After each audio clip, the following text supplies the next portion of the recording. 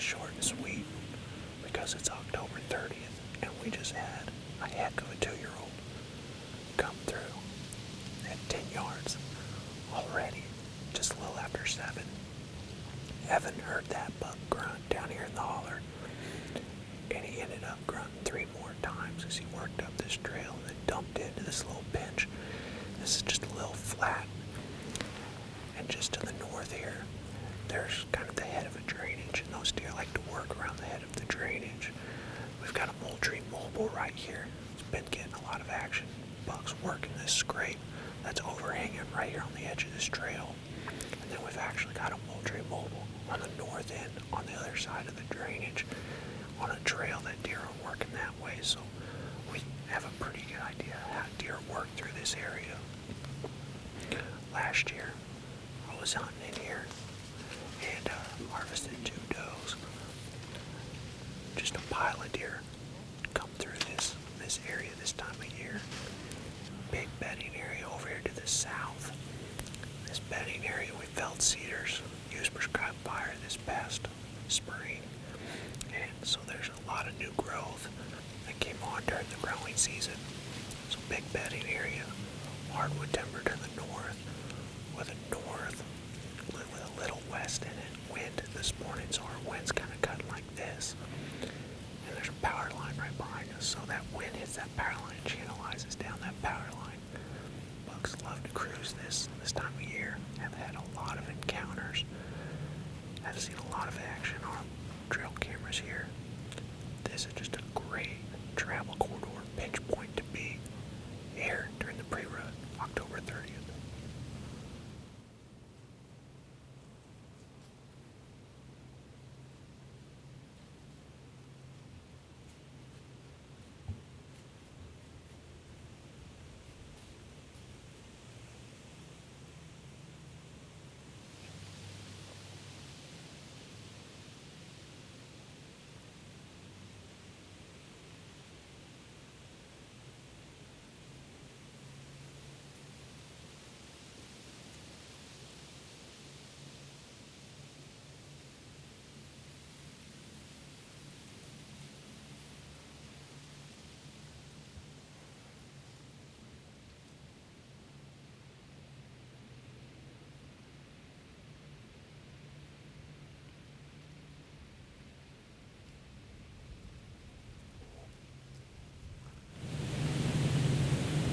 Just had a great looking yearling come in. Once you know it, he went straight to that scrape now. What you'll notice is he didn't totally work that scrape, get up on his hind legs, rub urinate, or paw the ground, anything like that. He just stuck his nose up and was smelling. And if you watch carefully, that 2-year-old actually kind of swung over by that scrape and was on the downwind side of that scrape. He didn't go and stand over it, but he was definitely checking that scrape being on the downwind side, and that is right there. He stood just 5-7 yards downwind of that scrape for quite a while, and I'm sure he was just smelling that, collecting information. Those scrapes this time of year, these can be really hot hunting locations, and what makes it really nice is we're on the backside of a lot of rain. We had a lot of rain this weekend, and bucks are going to be checking scrapes because they can smell well and they're going to be freshening them up. So having a scrape in the mix could be the ticket this morning.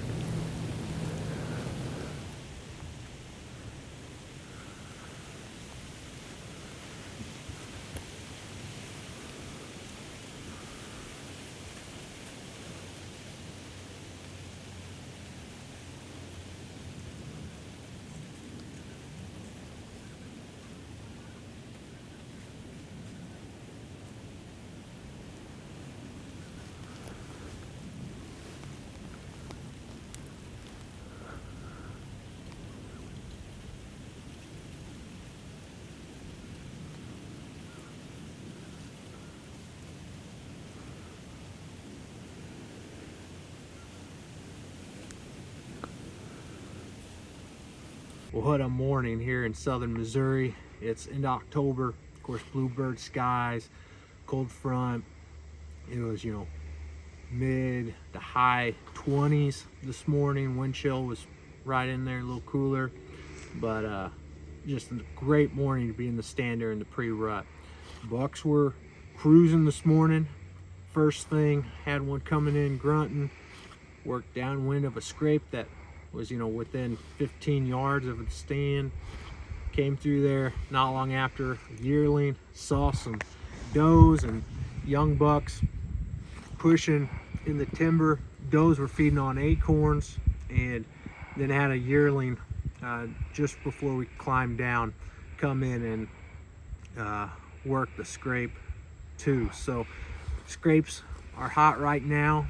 Now you'll notice all three of those bucks we saw, weren't very aggressive at those scrapes, but they came in downwind of that scrape and they were scent checking it and working that scrape, and we were in a position where we were even further downwind, so that buck could go right between us and the scrape. And that's a great strategy this time of year. As we get further and further along, more does become receptive. Those scrapes they don't have to go to those scrapes for communication as much. They're just trying to cut a trail. It's more effective for them to just cut a trail to find a receptive doe. But right now, we're still seeing some scrape activity. Heard some grunting. It's on. We're excited to be back out this afternoon. We'll see what happens.